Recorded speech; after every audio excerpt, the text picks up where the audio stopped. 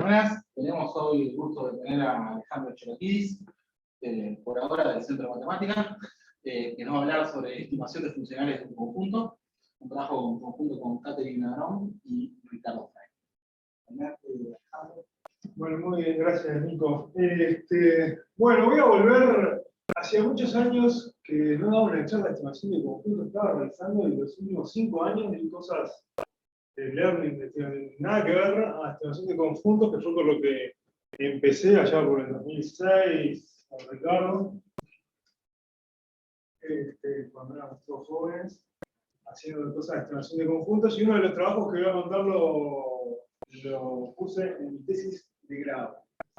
Que no es el tema principal de la charla, o sea, voy a hablar de estimación de superficies, en términos generales funcionales de un conjunto, pero piensen que uno tiene una variedad y quiere, que es el borde de un conjunto, y quiere calcular la superficie de eso. ¿Ah? Esa es la idea general. Ahora le voy a contar. Pero el problema general de estimación de superficies, ya les digo, lo venía estudiando desde la tesis de grado. Y bueno, esto que les voy a contar salió publicado este año en el Electronic con Catherine y Ricardo. Y bueno, están acá también, así que quieran dudas, se pueden leer. Bueno, ya empezamos. Ahí funcionaba. Pero ahí funcionaba. A ver. Ahí. Bueno. Entonces, estimación de los objetivos de superficies, como les decía, el objetivo es, supónganse que uno tiene un conjunto y quiere estimar la medida de -1 dimensional del eje y del borde a partir de una muestra de una cierta variable. Esto es un marco muy general. Acá no está aclarado ni quién es la X. En principio tenemos un S y un borde ahí que aparece, y queremos estimar la medida del borde de ese conjunto a partir de una muestra. Entonces, como les decía, lo que arranqué a estudiar allá por la tesis de grado es decir, bueno, supongamos que tenemos un modelo, vamos a ver diferentes modelos para la X, digamos, y la muestra. El primero es, supónganse que tienen puntos adentro y afuera, entonces, los de uno conoce, no tiene la muestra y tiene exactamente quién, o sea, da un punto en la muestra, sabe si está adentro o afuera. Supónganse que los azulcitos son los de adentro y los rojitos los de afuera. Entonces, una idea de estimar la medida del borde es decir, bueno, agarro los puntos que en un entornito tienen puntos rojos y puntos azules. Eso es lo que voy a considerar acá. Agarro los puntos de RD, hay que corto a los azules, o sea, agarro algún punto azul, agarro algún punto rojo y divido sobre la medida de esa banda, ¿no? O sea, lo que me estoy construyendo en estos X, o sea, este conjunto es una especie de banda alrededor del borde. Una banda de radio 2 epsilon, perdón, de radio epsilon del borde, entonces al dividir sobre 2 epsilon, esto es un estimador, parece bastante intuitivo que esto es un estimador de la longitud en este caso, estoy en el plano de la longitud del borde del conjunto. ¿Está bien? Y bueno, para este estimador, está Ricardo, Alberto y Antonio, publicaron un trabajo en el ANALS, donde tienen tasas de convergencia, y bueno, este modelo con puntos adentro y afuera tienen incluso un trabajo posterior con Inés, la distribución asintótica, y han hecho una generalización casi sin hipótesis en un trabajo con Yorfis, no me equivoco, donde tiene también la consistencia de este estimador, pero casi sin meterle casi ninguna hipótesis geométrica al conjunto, o sea, es un estimador universalmente consistente de la longitud del borde. Ahí tienen, como les digo, distribución asintótica, en otro trabajo, ¿no? En y bueno, este es un modelito que no es en el que yo no es en el modelo de muestral, digamos, con el que trabajamos ahora con Catherine. Es un poco más fácil, entre comillas, porque tenés puntos adentro y afuera, o sea, tenés un poco más de información, ¿no? Y bueno, y acá, en este trabajo de Antonio, y Ricardo y Alberto, obtienen una tasa que es como un O de n a la menos 1 sobre 2D. Si el borde, suponiendo que el borde es C2. En realidad usan un poquito menos que C2, pero claro. Se ruede por dentro y fuera una bolita y tal. Obtienen una tasa en L1 de n a la menos 1 sobre 2D. Y como todo el estudiar, bueno, a qué tasa uno puede estimar la superficie del conjunto, digo, es algo que va a aparecer ahora en la charla y vamos a discutir, bueno, cuál es el óptimo que uno puede meter acá, ¿no? ¿Qué es lo mejor que uno puede hacer ahí? ¿Ah? ¿Se entiende? Por lo menos este ejemplo inicial es bastante gráfico, y además tiene un gráfico. Y entonces, bueno, volviendo a ese problema, con puntos adentro y afuera, hay un trabajo de Beatriz y Alberto del 2008, que lo que hacen es agarrar los puntos azules de adentro, agarrar los puntos rojos de afuera, toman el cierre de los azules y lo engordan epsilon, supónganse que tienen los azules, vamos a ver acá. Tienen los azules, toman el cierre con R convexo de los azules, que es la intersección de las bolas que no cortan a los azules, a eso lo engordás epsilon, o sea, le sumás una bolita, y después haces lo mismo con los rojos, ¿no? Agarrás los rojos, tomás el cierre y lo engordás. La intersección de esos dos conjuntos, si vos le calculas la medida, intuitivamente se parece a una bandita, ¿no? O sea, si yo engordo los azules y engordo los rojos, y corto esas dos engordes, digamos, y le calculo, lo que tengo es una banda alrededor del borde, y le calculo la medida dividido sobre 2 epsilon, entonces es intuitivo que esto se parecería al estimador, o sea, por lo menos es razonable que sea un estimador de la longitud del borde, ¿no? O de la superficie. Y bueno, y ellos obtienen una tasa un poquito mejor, que es n a la menos 1 sobre d más 1. O sea, mejoran un poquito la tasa en el caso...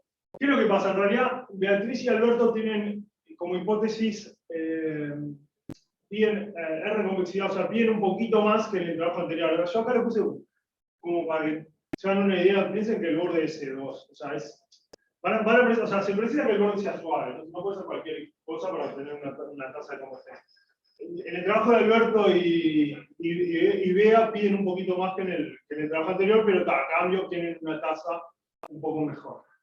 ¿Está bien? Bueno, esto es como básicamente lo que, al menos lo que yo conozco que hay de estimación cuando vos tenés puntos adentro y afuera. Después hay otro trabajo de Shubit y otra gente, que ahora no me la acuerdo, pero no hay demasiada cosa tampoco en este modelo, ¿no? Después, la pregunta es, bueno, ¿qué pasa si solamente tengo puntos adentro del conjunto? ¿Qué se puede decir cómo se puede estimar la medida de -1 bidimensional del borde cuando solamente tengo una muestra de adentro, ¿no? Y bueno, ahí hace poquito Antonio y Bea dijeron, bueno, ¿qué pasa? Vamos a pedir que la medida del dilatado sea polinomial en lo que dilatás. Asumamos que tenemos hasta ahora una muestra de adentro y que se cumple esta hipótesis de volumen polinomial. Esta hipótesis, así a la ligera uno la mira y digo, bueno, ¿por qué se debería cumplir esto? Hay un trabajo que yo le he contado varias veces de Federer, en coautoría con Nadal, que probaron que si el conjunto tiene Rich positivo, hay un entornito de eso, o sea, vale esto para un epsilon hasta el Rich del conjunto. El Rich es lo máximo que yo me puedo alejar del conjunto y seguir manteniendo que tengo una única proyección, ¿no? Yo tengo un conjunto así, acá por ejemplo tengo una única proyección. Si yo me voy más, acá ya paso a tener dos proyecciones. Y si yo tengo un conjunto que tiene una cosa así, acá no tengo Rich positivo, ¿no? O sea, Federer lo que probó, allá por el 59, es que si tu conjunto tiene Rich R, entonces hasta R podés engordar el conjunto y la medida de ese dilatado es polinomial en epsilon. Y no solo eso, el primer coeficiente, bueno, es la medida de conjunto. Esto es bastante obvio, porque digo, para epsilon igual 0 tenés la medida. La derivada es el perímetro. El último coeficiente tiene que ver con la característica de Euler, etcétera, etcétera. Hay una cosa bien interesante que... ¿se entiende esto? Digo, por mucho que antes de contar la cosa. Es un resultado de Federer que está bastante potente. Una pregunta que surge y que ahora estamos trabajando con Leo es, bueno, ¿qué se necesita? O sea, ¿qué quiere decir que un conjunto tenga volumen polinomial? ¿Por qué? Pues la condición de Feller es una condición suficiente, te garantiza que tenés volumen polinomial si tenés range positivo. Ahora, hay conjuntos, y eso es bastante curioso, que tienen volumen polinomial, por ejemplo, un Pacman. Este conjunto tiene volumen polinomial y no tiene range positivo, ¿verdad? Porque tenés acá toda una diagonal donde tenés más de una proyección.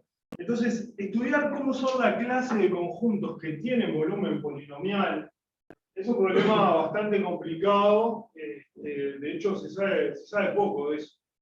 Hay un resultado en el plano que es bien interesante, que dice que si tenés volumen polinomial en toda la recta, o sea, en toda la semirrecta de positivos, eso sí solo sí es convexo. Y ese resultado no vale en R3. ¿Ah? Y después, no alcanza con que el conjunto sea el borde sea rectificable. O sea, hay condiciones que uno dice, bueno, ¿cómo debilito un poco el reach para obtener algo de modo que valga esto? Y con rectificable no te alcanza, con los convexos tampoco. Digo, estudiar cuáles son los conjuntos para los que vale esto es un problema bastante geométrico, bastante complicado. Que ya les digo, este resultado es del 60 y del 60 a la fecha, del 59, se ha avanzado muy poco en entender cuáles son los conjuntos que tienen volumen polinomial. Así que si tienen un rato este fin de semana, pueden ponerse a pensar. Entonces, ¿qué es lo que hizo Antonio con Beatriz? Dijo, bueno, sustituimos esto por esto, que yo sí lo puedo calcular, ¿no? Porque una vez que tengo la muestra, miro los puntos que están a menos de epsilon, y si yo tomo, supónganse que el R es conocido, ¿no? Asumiendo el R conocido, digo, tengo una función de epsilon, entonces le ajusto un polinomio. Y ese polinomio, si el R es conocido, se debería ajustar razonablemente bien entre 0 y R.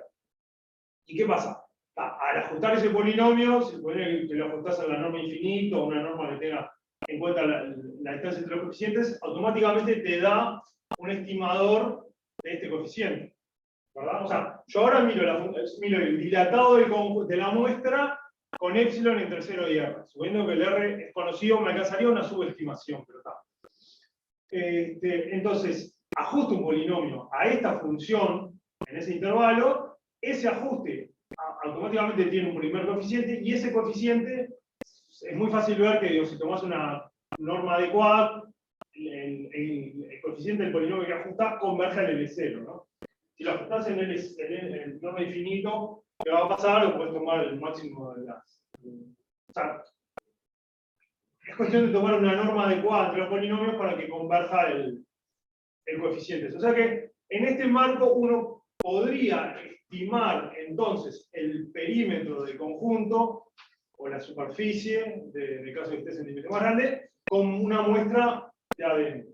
Y esto es lo único que hay en la literatura, antes de lo que hicimos con Catherine y Ricardo, de estimación del borde de la medida de -1 del borde con una muestra adentro. ¿Y cuál es el problema? El problema que tiene esta propuesta, que está buena, pero asume que el R es conocido y además no da, bueno, es lo único que hay, salvo el caso convexo, que bueno, es muy distinto por las técnicas que se aplican, etc. Pero, perdón, lo que pasa con esta propuesta es que no dan tasas de convergencia para el estimado. O sea, dicen, bueno, es consistente, no tenemos idea a qué tasa converge. Entonces nosotros lo que hicimos es abordar el problema de estimación cuando tenés una muestra únicamente adentro, y usando una técnica que tiene que ver con la fórmula de Crofton, que yo no la conocía hasta que me la contó Fred Dalmau en el seminario, hace muchos años, 16, 17, el Fred dio una charla y usaba la fórmula de Crofton para las cosas que hacen ellos.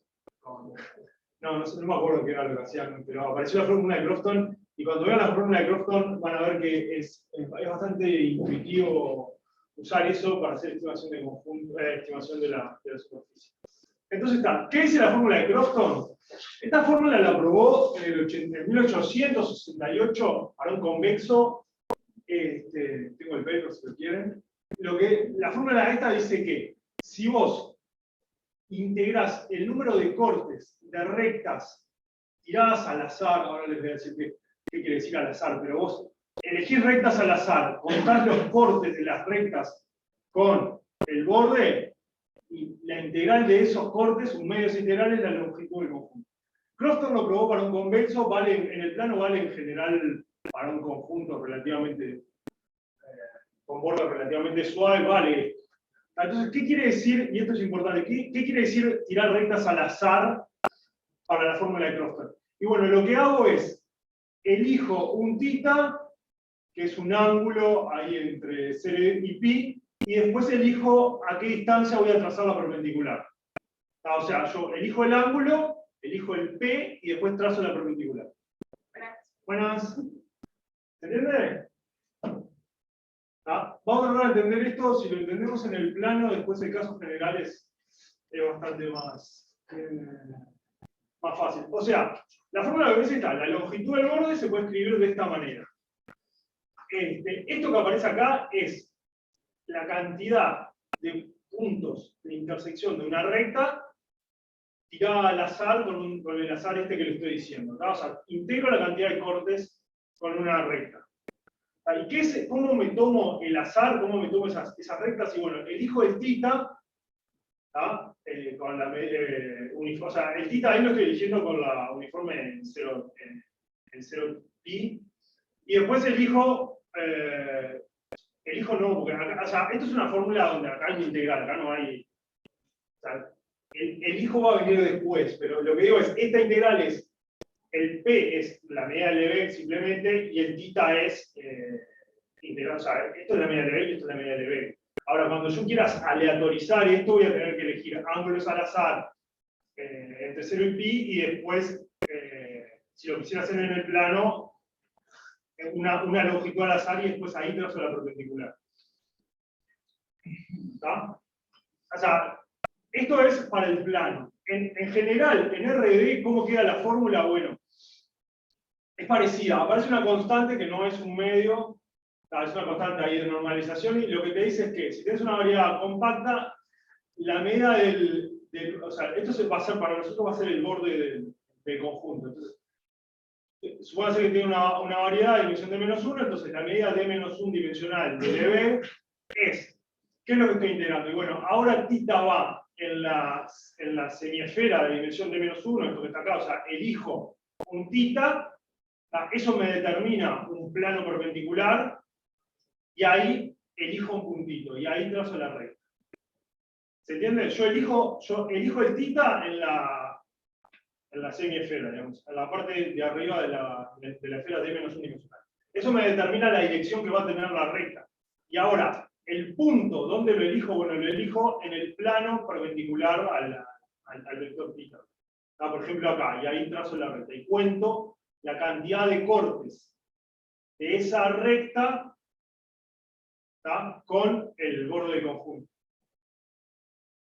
¿Se entiende? ¿Sí? Si entendemos más o menos esta formulita, el resto es bastante sencillo. ¿Sí? Elijo una dirección, eso me determina un plano perpendicular, y después tiro un punto en ese plano, y eso me determina la recta. Eso me dice la fórmula de Crofton. Bueno, esta fórmula acá está escrita en RD, pero vale, yo qué sé, de hecho,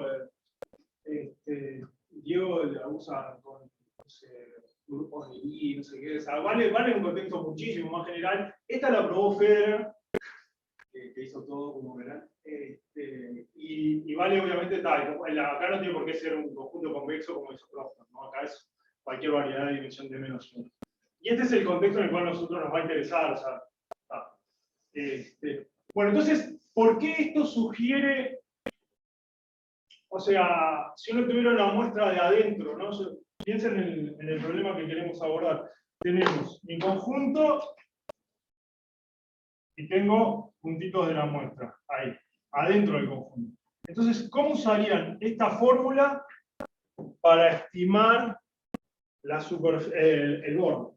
Y bueno, uno estaría tentado a sustituir, bueno, ya que el conjuntito no lo conoces, sustituirlo por un estimador, ¿no? O sea, por ejemplo, si yo tengo un estimador de conjunto, ¿no? Piensen que lo único que tengo es la muestra. Tengo un estimador ahora que es el de Broglie-Weiss, que es la unión de bolitas centradas en la muestra de un determinado radio, ¿no? Lo puro ahí, tin, tin, tin. Si yo les doy esta unión de bolitas, ¿qué estarían tentados a hacer para usar la fórmula de Crofton. Y bueno, como no puedo... Claro, cortás, en vez de con el borde del conjunto, porque no lo conocés, cortás con el borde del de Broglie-Weiss. Tenés acá y acá. Tirás otra recta, acá y acá. ¿No? Y contás eso y ya lo veo para que se aproxime. Bueno, no es tan fácil la vida, pero esa fue la primera idea inicial. Me acuerdo cuando Fede lo contó acá, y dije, acá es sustituir el M por un estimador del borde y ya está. Y no era tan fácil. Pero bueno, ahora les vamos a contar las peripecias. Pero bueno, la idea intuitiva general de la propuesta que hicimos con Caterina y Ricardo es sustituir tu conjunto por un estimador, por ejemplo el borde del de Broglie-Weiss, y contar cortes de las rectas con el estimador. ¿Qué es lo que pasa? Bueno, estoy adelantando un poco. Bueno, esto lo que les decía es, si el M es el borde del conjunto y tenés una muestra I de en él, la fórmula esta sugiere cambiar el M por un estimador y aproximar la integral tirando rectas al azar, y la pregunta es qué estimador tomar, ¿no? Porque acá dije el de Broglie-Weiss, pero uno podría pensar en el cierre R convexo de la muestra, y qué conviene tomar ahí también es todo un tema, ¿no? ¿Está bien? ¿Estamos bien? Bueno, entonces, vamos a tratar de definir un estimador de modo que esto se parezca, o sea, lo que yo quisiera, que no conozco, para n grande, o sea, a esto que, o sea, esto se tiene que parecer a esto, mejor dicho, ¿no? El estimador a esto. Entonces, la idea intuitiva de tomar el de Broglie-Weiss tiene ciertos problemas, porque ¿qué pasa? Cuando yo agarro el de Broglie-Weiss, supónganse que esto es el borde del conjunto, ¿no? Y tienen ahí la unión de bolivianos. Tiran una recta, y la cantidad de cortes de la recta con el borde del de Broglie-Weiss, fíjense que acá la recta corta 2 veces a la línea azul, sin embargo la línea al borde del Broglie-Weiss lo cortás 4 veces. ¿Tá? El de Broglie-Weiss tiene ciertas irregularidades que se presentan sobre todo cuando tu recta pasa cerca de una tangente, ¿tá? Que te hacen que cuando vos tirás una recta que pasa cerca de una tangente, el número de cortes puede ser, o sea, en general va a ser mucho más grande que el número de cortes verdadero con el conjunto. Entonces, ¿cómo resolvimos eso? Y bueno, la idea inicial era decir, bueno, si esos puntitos están cerquita, o sea, digo, si este está muy cerquita de este, los pego. Digo que esto vale como 1 y esto vale como 1. Entonces, el candidato que vamos a definir ahora lo voy a definir con precisión, pero esto va a ser el número de cortes con el borde de Broglie-Weiss, pero pegoteando cosas que estén muy cerquita. Y para hacer la teoría ahí, bueno, después vamos a ver que vamos a tener que discriminar entre las rectas que pasan lejos de las tangentes con las que pasan cerca. A las que pasan cerca nos van a dar problemas. Porque acá en el dibujo se ve que genera una situación problemática, ¿no? Que aumenta la cantidad de cortes. Y la otra pregunta es, ¿qué pasa si tomamos, que nos hicimos, qué pasa si en vez de tomar el de Broglie-Weiss tomás el cierre R convexo de la muestra? Eso, espero poder decir. También hicimos algo ahí al respecto. Entonces supongamos que tenemos un conjunto, el algoritmo lo voy a definir para un conjunto cualquiera, porque también nos interesaba incluir el caso en que en vez de una muestra fuera la trayectoria de un browniano, para incluir el caso de los bichitos, que les he contado algunas veces, a trayectorias de un proceso. Así que a priori esto es un conjunto cualquiera metido en S. Vamos a considerar el dilatado de ese conjunto, que es la unión de bolas centradas en los puntos del conjunto y radio de epsilon. Y vamos a considerar una recta, ¿no? Fijamos una recta, que es de la forma I más R por tita. O sea, esta es, piensen que tita me determina la dirección, entonces es I más, o sea, me muevo en esa dirección. Entonces para esa recta queremos definir esto. ¿Está bien? Obviamente, como les dije, no lo vamos a definir como el número de cortes con el borde del de Broglie-Weiss, o sea, porque vamos a tener que hacer un pegoteo. Entonces el caso fácil es, si no lo cortás, definirlo como 0. Es coherente.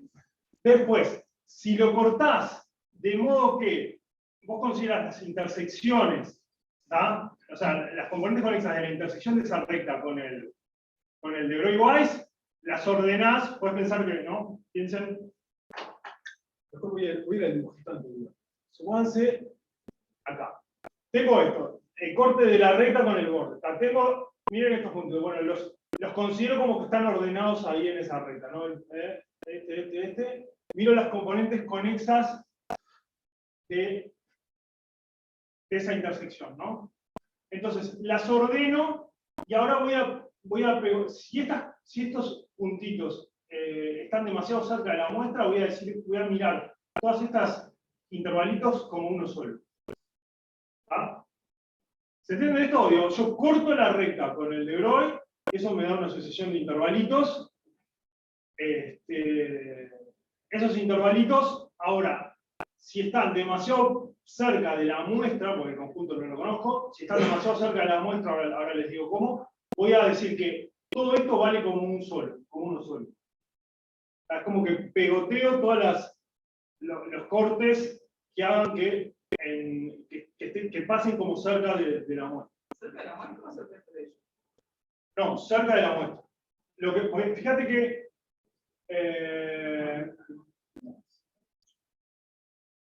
si la distancia, lo que voy a decir es, si la distancia de cierta cantidad, perdón, si tengo una cierta cantidad y una hasta IL, tal que todos los lambda, o sea, todos los puntos que están en, piensen como que yo tengo una recta, ¿no? Tengo los cortes con el de Broglie, por ejemplo, y tal. Si todo lo que está acá, o sea, acá tengo el que le llamé A sub 1, A sub 1, B sub 1, A sub 2, B sub 2.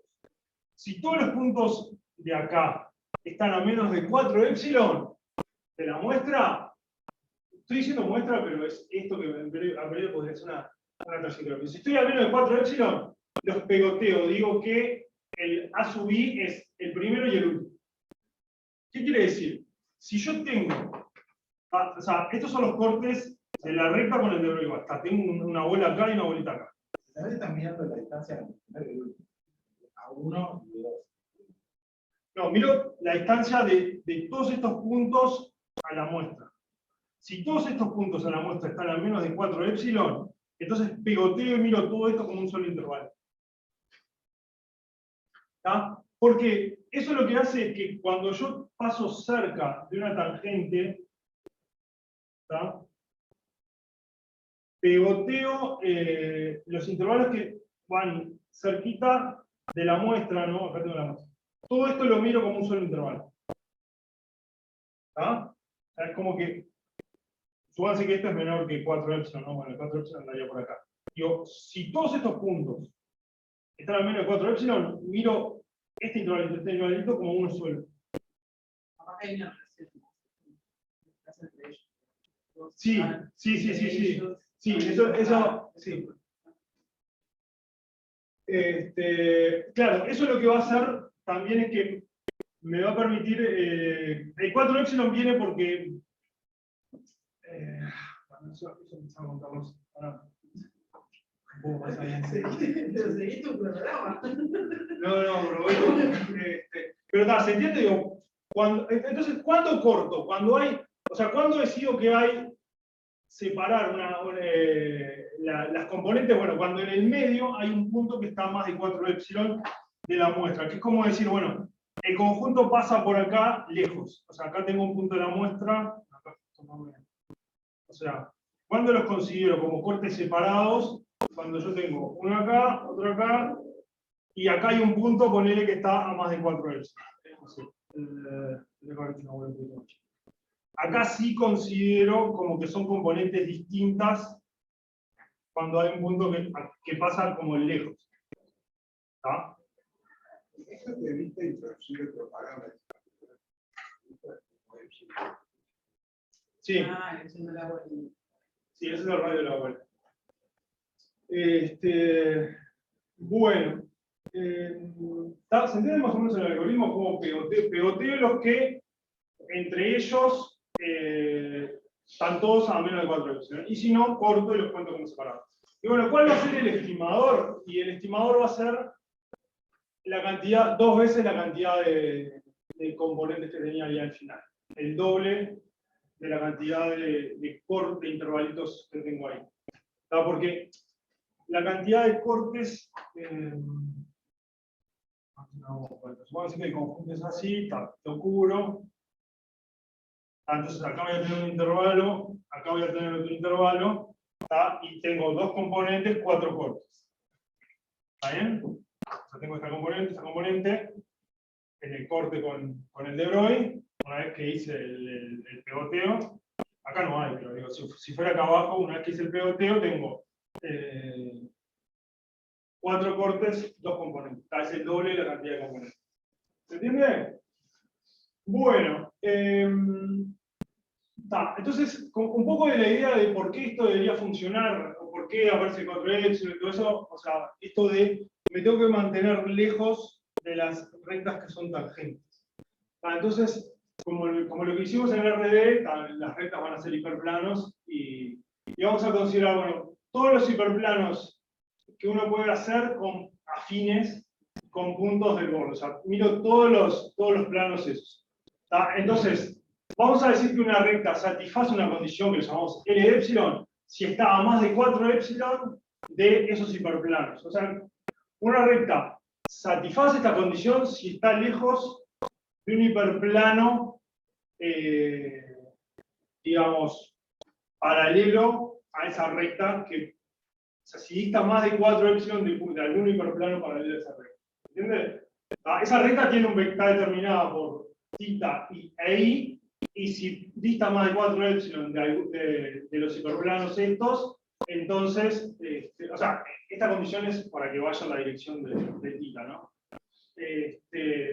Voy a decir que satisface esta condición. Entonces a la hora de hacer las cuentas, vamos a separar entre los que están a más de 4 epsilon y a menos de 4 epsilon. Lo que va a suceder es que las que están los que satisfacen esta condición de estar a más de 4 epsilon de cualquier, en este caso cualquier recta tangente, el número de cortes va a ser igual, para n suficientemente grande, va a ser igual el número de cortes con el de Broglie-Weiss que el número de cortes con el gordo del conjunto. Es uno de los lemas que probamos. Para estas rectas, si la distancia de Hausdorff, bueno, si la muestra es suficientemente densa, o sea, tomás el epsilon menor que la distancia de Hausdorff, entonces el número de cortes de la recta determinado por θ e I con el borde conjunto coincide con lo que me da ¿cómo es? El algoritmo. O sea, tengo una igualdad ahí exacta entre el número de cortes y lo que me tira el algoritmo. Con las rectas que no verifican tengo un problemita, porque esas son las que pasan acá cerca, y bueno, y ahí hay que medir cuántas son en general para un θ y un R, cómo son esas rectas que pasan cerca del punto. Obviamente todo esto estoy escondiendo que hay una condición geométrica que en realidad ahora va a aparecer una de ellas, pero hay otra que está en el paper que es muy técnica, que tiene que ver con cómo es la medida de las rectas que pasan a menos de epsilon. O sea, lo que me hace es limitar la medida de las rectas esas que pasan a menos de 4 epsilon. Esa es una condición geométrica ahora la charla. Entonces a la luz de esto que se probó acá, entonces si uno quisiera comparar esto con esto, ¿no? O sea, lo que me queda es la integral en las que no verifican, porque las que verifican esto vale 0. ¿Está bien? O sea, esta diferencia está acotada por esto. O sea, esta diferencia es la integral de esto menos esto en todo el conjunto, en todo el plano, digamos. Ahora, aquellas que verifican la condición, ya vimos que esto es igual, entonces esto es 0 y por lo tanto tengo que integrar solamente acá. ¿Está bien? O sea, las que están a menos de 4 epsilon, por el lema hay un límite geométrico por el que estos son iguales, entonces tendría que acotar superiormente, esto está acotado superiormente por esto, ¿no? Ahora vamos a hacer una acotación brutal, lo escribo como suma de dos cosas, y digo,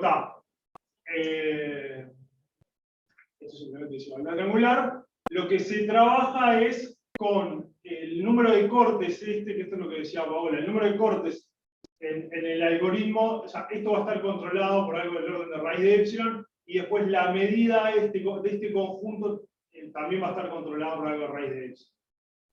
Entonces, de ahí me va a salir una cota para este término. O sea, esto está controlado. En las que pasan a menos, el pegoteo me hace que no puedan haber, esta cantidad no pueda ser muy grande. el pegoteo ese que estoy obligando a hacer, hace que esto no sea muy grande, y esta medida se puede controlar con una hipótesis geométrica que no se la voy a contar. Y en esta parte está, bueno, acá también vamos a pedir que esto sea acotado, y otra vez te aparece esta integral que está acotada, es del orden de raíz de x. Esa es la idea general. O sea, lo que me interesa que les quede es, no me alcanza por cortar con el de Broglie-Weiss, tengo que hacer algo más porque las rectas que pasan cerca me generan problemas. ¿Y cómo soluciono ese problema? Bueno, esos intervalos que quedan muy cerca de la muestra los pego. Y eso es lo que define el algoritmo, y ese pegoteo hace que para las rectas que están lejos dé igual el número de intersecciones con el borde, dé igual que el número de intersecciones que lo que me da el algoritmo, y para las otras lo controlo controlando la medida de esas rectas que pasan cerca de las tangentes. ¿Está bien? ¿Se entiende más o menos? ¿Sí? Bueno. Entonces, para trabajar con el segundo término, una de las hipótesis es decir, bueno, supongamos que la cantidad de cortes de una recta con el borde conjunto está acotada por una determinada constante.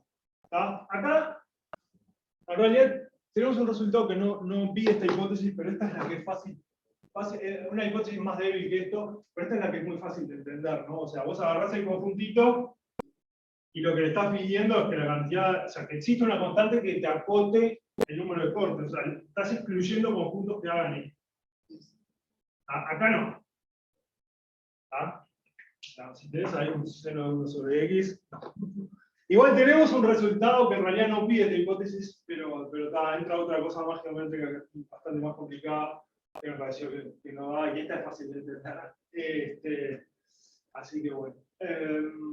Bueno, esta hipótesis se entiende bastante fácil, y si uno considera esta integral, el resultado que probamos es que si la distribución tiene soporte en S con una determinada densidad, tiene que estar acotada por abajo, y se cumple esta hipótesis, tenés una tasa que es del orden de log n sobre n a la 1 sobre d. Vieron que, tomando, bueno, el epsilon por ejemplo, de esta manera se obtiene esta tasa. Y vieron que acá desaparece el 2D que tenían en la propuesta con puntos de adentro y de afuera, ¿no? O sea, la tasa es mejor que la propuesta del trabajo del de Bea y el de Ricardo. O sea, cambiamos el 2D por un D, y se mejora ahí la tasa, y bueno, para eso el resultado de consistencia. Acá lo puse para una muestra, pero también tenemos un resultado cuando es un conjunto cualquiera. Digo, ahí lo que pasa es que cuando tenés un conjunto cualquiera, te queda en términos de la distancia de Hausdorff entre el conjunto, entre el S y el X. O sea, obviamente, si esto se acerca, si el conjunto que estás metiendo tiende muy lento a esto, acá tengo que quedar, y te queda el orden de raíz de la distancia de Hausdorff. Queda el orden de la raíz de la distancia de Hausdorff. Este es el resultado más bonito que tenemos con esta hipótesis que es fuerte, entre comillas, excluyen este tipo de cosas. Sin esta hipótesis, y con otra geométrica un poco más compleja, aparece el 2D acá. ¿Cuál es la ventaja? Bueno, tenemos solamente puntos de adentro, por lo cual, aunque tuviéramos el 2D acá, ya es, la información que estamos teniendo es mucho menos, ¿no? Solamente tenemos una muestra de adentro. Y bueno, esto es lo que refiere al estimador usando el de Broglie-Weiss. Y bueno, obviamente, como no tenemos una fórmula cerrada para esta intersección, usamos el método de Monte Carlo para calcular esto. O sea, porque uno acá no puede integrar esto. O sea, no tiene una fórmula que te dice, dame tita y el y, yo te digo cuánto vale esto. Entonces lo que hicimos fue usar Monte Carlo para aproximar toda esta integral. ¿Está bien? ¿Se entiende? Bueno, ¿cómo usamos Monte Carlo? De la manera que uno usa Monte Carlo, tirás muchas direcciones en la cáscara, después tirás un montón de puntos y idealmente, bueno, o sea, uno calcula el máximo de la norma de los puntos y los tira en una caja que contenga a eso, o sea, en el menos LL en el ortogonal. O sea, vos tirás la dirección, tenés el plano, tirás puntos ahí en una caja y después calculás así, con Monte Carlo, ¿no? O sea, Y esto es una aproximación por Monte Carlo de la integral anterior, ¿no? ¿Entienden? Y bueno, está. Bueno, esto es el estimado por Monte Carlo. Uno se pregunta también, ¿para qué hacer todo esto de pasar por la fórmula de Crofton, ¿no? La otra idea que se nos ocurrió es decir, bueno, ¿qué pasa con usar el borde del estimador de Broglie-Weiss? O sea, ¿qué pasa con la superficie del borde como estimador de la superficie del conjunto, ¿no? ¿Está bien? O sea, es una idea que es bastante natural, digo, está. De hecho, el borde de Broglie-Weiss converge al borde del conjunto, es un trabajo de Antonio y Alberto, que probaron en el 2004. Ahora, no queda tan claro si supóngase que yo empiezo a sumar esos arquitos. ¿Eso converge al borde del conjunto? ¿A la longitud del borde? A priori parecería que depende fuertemente de cómo te tomes el épsilon, ¿no? Si tomas el épsilon muy chiquito, no, te van a quedar una unión de bolas disjuntas. Si tomás muy grande, capaz que suavizás demasiado. Entonces, bueno, ¿cómo elegir el épsilon para que pase eso? Se lo dejo como ejercicio. No lo sabe, o sea, esto es lo que le decía. Alberto y Antonio probaron que los bordes convergen en instancia de Hausdorff y tienen tasas y todo eso, pero en general esto sobreestima al borde del conjunto. Para ese épsilon hay que ver cómo tomar una conjetura que tenemos, que no lo probamos, porque era demasiado. Si el épsilon lo tomás de un orden más grande que la distancia de Hausdorff, se debería cumplir esta convergencia, nos parece que se debería cumplir esta convergencia. Esto es sin usar la fórmula de Crofton, ¿no? Esto es simplemente, si está en el plano de la longitud del borde del de Broglie contra la longitud del conjunto, si sobresuavizás un poquito, debería pasar esto. ¿Cómo tomar el épsilon y qué tasa de convergencia se obtiene? Es un problema que no abordamos.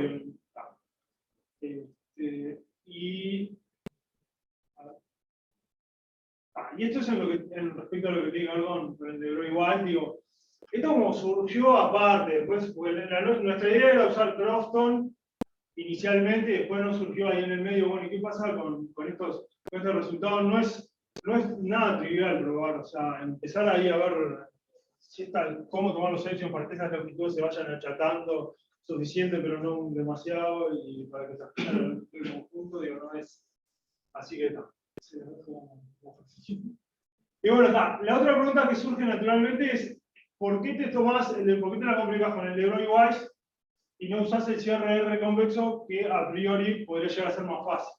Y bueno, un resultado que probamos es que el borde del cierre R convexo de una muestra converge, la longitud del borde o la superficie de menos 1 dimensión converge a la superficie del conjunto.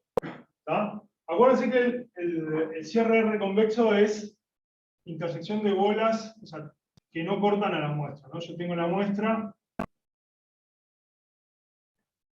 sea, intersección de complemento, o sea, el borde me quedaría, esto es una especie de unión de arquitos de... Ahí va, me queda esto, o sea, abajo. Tenés que hacer un promedio entre los dos. Podría ser. Entonces está, un resultado que así como uno se plantea la pregunta para el de Broglie-Weiss, decís, ¿qué pasa con esto, el borde de este conjunto, la longitud del borde como estimador de la longitud del borde del conjunto? Y bueno, ahí sí salió el resultado de convergencia del borde del R convexo, la longitud de eso, o la medida de -1, converge a la medida de -1 del conjunto a una determinada tasa. Y bueno, naturalmente, claro, ¿qué es lo que pasa? Calcular esto es difícil computacionalmente. Porque ya en dimensión 2 es complicado, tenés que hacer la triangulación de Delaunay, no sé qué, para hacer esos arquitos. Imagínense en dimensión 3 hacer el borde del cierre R convexo y encima calcularle su superficie, es bastante complicado. De hecho, creo que no hay. En dimensión 2 está el paquete de Vega, en dimensión 3 no hay nada, ni siquiera para construir este objeto. Entonces, digamos, mucho menos estimarle su superficie. Entonces está, para estimarle la superficie, ahí es donde uno podría hacer, si tiene este resultado, meter Crofton acá. Porque este conjunto es rectificable, el borde es una unión de pedazos de bola o de de arquitos, depende de dónde esté. Entonces, es un conjunto rectificable, puedo estimar esto. O sea, de hecho, esto es igual, o sea, yo acá puedo poner un igual y escribir la fórmula de Crofton, y ahí con la fórmula de Crofton hacer Monte Carlo, y ahí sí estimar esto de acá. O sea, este resultado no tiene que ver con la fórmula de Crofton, pero uno en la práctica dice, bueno, ¿y cómo uso esto? Decime una manera para usar esto si no me podés calcular este objeto. Y bueno, ahí es donde entra la fórmula, también entra la fórmula de Crofton. Decir, bueno, este objeto es rectificable, tengo la igualdad con la fórmula de Crofton, y esa integral de la fórmula de Crofton la aproximó por Monte Carlo. Esto es lo que le decía, es costoso computacionalmente. Otro problema abierto, ya que se llevan deberes para el fin de semana. ¿Cuál es la mejor tasa que uno puede obtener para estimar el L0? Nosotros tenemos ahí algunas tasas de convergencia. Están lejos de ser el óptimo. Lo que se conoce, ¿cuál es el óptimo para la estimación de la medida de conjunto? No me acuerdo más de eso. De memoria. Ahora, para estimar esto, ¿cuál es la mejor tasa?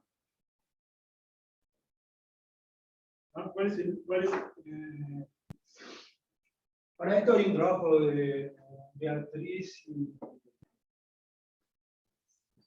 y Amari, no, de 2000, ahora súper reciente, que da la tasa, prueban que este está acotado, el ínfimo en todas las instrucciones, este está acotado anteriormente por n a la menos 2d más algo, sobre la ahí va, acá está. La tasa que de esto es n a la menos d más 3 sobre 2d más 2 para esto. Ahora, acá, o sea, esto está lejísimo de lo que hicimos nosotros, de lo que está acá y de todo, del mundo mundial. Pero para estimar esto, ¿cuál es la mejor tasa y se puede llegar a algo de este estilo? Bueno, esto es lo que quería preguntar. No sé si muy poco rápido. ¿Se entendía más o menos la idea del algoritmo, el pegote de intervalos y eso? Vieron que hay un montón de problemas abiertos. Algunos son muy difíciles, que lo del volumen polinomial que estamos trabajando ahora con Leo es, estamos en la parte de desmoralizados. O sea, entender, lo que vos, Pablo, estás a entender cuáles son los conjuntos cuyo volumen del conjunto paralelo es polinomial. O sea, por ejemplo, este conjunto no tiene reach positivo, el Pacman. Sin embargo, el conjunto paralelo, si vos lo engordás epsilon, el volumen de eso es polinomial hasta 1. Y es una clase de conjuntos sobre la cual hay muy poco hecho. Y es bastante complicado ese problema. Ya les digo, lo último que hay, más relevante, es de Ferrer, del 59, y después del 59 acá es muy poco lo que se entiende de cuáles son los conjuntos con volumen polinomial. Y pasan cosas muy raras. Por ejemplo, el resultado de equivalencia de convexidad con que la expresión polinomial, o sea, en el plano vale que el conjunto es convexo si solo si la expresión polinomial es 0 más infinito. Eso no vale en R3 y sí vale no sé qué, y como pasan ahí cosas raras. Pero bueno, esto era agregué un poco de.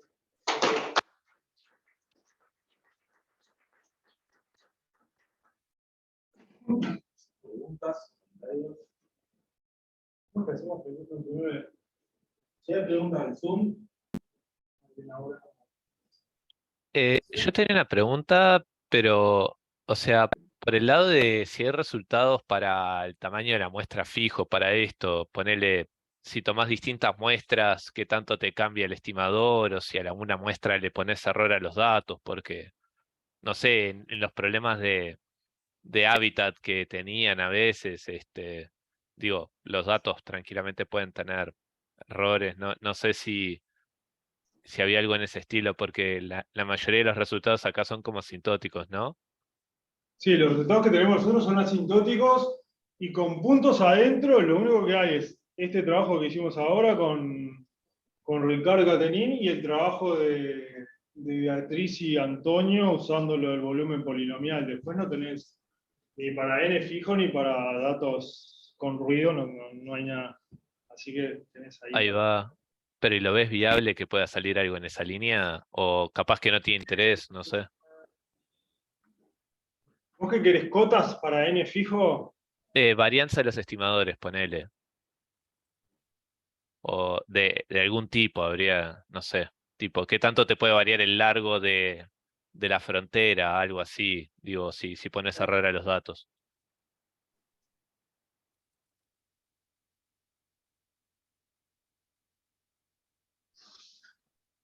A ver, si el error lo tenés controlado, lo que pasa es que o sea, la cota que tenemos nosotros depende de la distancia de Haudorff.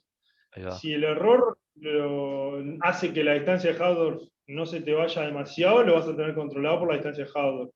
Y esa cota en realidad, sí, eso podría llegar a valer para n fijo, esa cota con la distancia de Haudorff. O sea, te depende de la distancia de Haudorff. O sea, si vos agarrás la muestra, la perturbás tanto que la distancia de Haudorff entre lo que perturbaste y el conjunto es muy grande, no esperes. Claro. No, ahí no vas a poder hacer nada. Si es chiquito, o sea, sí, te va a quedar. Yo creo que vas a tener otra distribución y te va a quedar en función de la distancia de Haudorff entre eso perturbado y el conjunto. Ahí va. Y ahí sí, cotas para n fijo se podrían llegar a hacer. Porque de hecho, las cuentas que tenemos nosotros de resultados de convergencia casi seguras son Borel y Cantelli por ahí, así. Ahí va. Creo que Bueno, gracias. Sí, lo que pasa es que, digamos, la distancia de Haudorff es una cota, no es la. no, claro, si vos perturbás la Es decir, muestra. lo que podemos controlar es la cota. Sí, Digamos, sí, antes sí. de la cota. No, sí, sí. Aparte de acotar por la distancia de Haudorff, lo que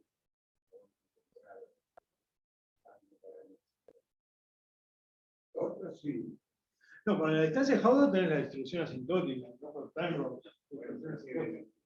Para n fijo.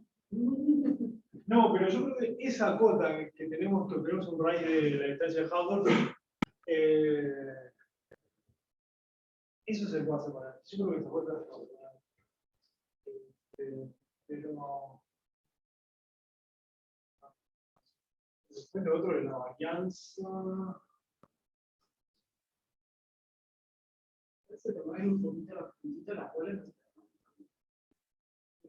Claro, si mueves poquito los puntitos, es esto de la distancia de Haudorff se te mueve poquito y la cota se te mueve poquito. Pero también el resultado que tenemos es para n, si tenés probabilidad 1, para n integrante. Para n fijo, yo creo que se debería poder reescribir. Ahora no. Lo que pasa es que aún la tasa óptima que tienen para el volumen, digamos, es lenta. Digamos. Bueno, sí, para. Entonces, acá si no hay una muestra muy grande. Está bien. Lo que pasa es que muchas aplicaciones tienen una muestra muy grande. Tenés una imagen. Claro, por eso. Puedes tener el tamaño de muestra que quieras. ¿Algún comentario más? ¿Pregunta? Simulaciones hicieron en el y dan bastante. No bastante bien, sí. No las traje porque ya me parece que era un pasazo de cosas. En general está bastante bien. Hicimos. No traje simulaciones, pero hicimos para este y para el de Uruguay.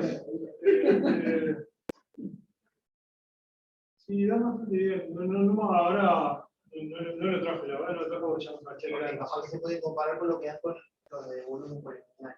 A ver si el coeficiente de. La estimación de. Yo creo que va a dar mucho mejor porque, ¿qué es lo que pasa? Cuando vos haces lo del volumen polinomial, estás estimando toda una función. En realidad, estás ajustando un polinomio a una función que a su vez subestima el. Entonces, Con muchas cosas a la vez ahí. sí, cuando vas a hacer lo del volumen polinomial, estás estimando una función, no un parámetro. Entonces, me parece que esto debería dar, yo creo que debería dar mejor. No sé ahora. Claro, este es una estimación. Hay una parte que no hay de. Sí, pero el problema es no poner. Ya sé, pero digo. Aparte, el error va a venir dado por estimar el conjunto. Después de estimar los coeficientes, es mucho más rápido. No debe que esa parte no importa. No, pero lo que pasa es que estimar el volumen para el conjunto paralelo, Claro. vos siempre lo estás subestimando. Vos tenés una muestra, y de hecho te pasa una cosa que es una porquería, que cuando vos tenés, si vos estimás el conjunto paralelo para epsilon igual 0 es el conjunto, sin embargo para epsilon igual 0 es la muestra. Entonces, no te sirve el dilatado de la... hay un intervalo de epsilon donde no te sirve el dilatado, o sea, el dilatado de la muestra es malísimo como estimación del conjunto paralelo. O sea, tendrías que sobresuavizar ahí y también siempre estás por debajo, salvo hay que ver ahí cómo elegir el epsilon. Sí, no lo empezaba con- Con R convexos. En realidad no, la hipótesis, estamos tratando, ahora con Leo lo que estamos tratando de ver es la hipótesis más básica que puedes poner es que tenga volumen polinomial y estudiar cuáles son esos conjuntos. R convexo está meterle un poco de regularidad, estás al borde de tener range positivo y ya es lo que queremos evitar porque ya, para eso ahí ya sabes que tienes volumen polinomial. Entonces, era parar. No, pero digo, como problema geométrico, más allá de la parte estadística, como problema geométrico, entender cuáles son los conjuntos cuyo volumen de conjunto paralelo es polinomial, es raro que. Porque de hecho, el range es una hipótesis que se usa en pila, en todos lados. ¿Cómo calificas? Y que, O sea, ¿qué esperaría? o sea, que la función de volumen sea polinomial, o sea, que hay un R. No, eso es lo que querés lograr, digamos. Ah, pero. Claro. No sé nada de No, pero. No, pero la parte de delirante, Bueno, entramos en la parte delirante, estimados. Hay una visión geométrica, digamos. Claro, pero ¿qué esperaría? Para dar la Encontrar una gracia. condición que sea Bueno, algo como la tangente, como la el tangente, claro, o digamos, con- digamos, los picos son de determinada manera, para adentro, no sé. Va a estar re No tenemos una visión de qué conjunto. Ahí va. Prácticamente sí, pero no.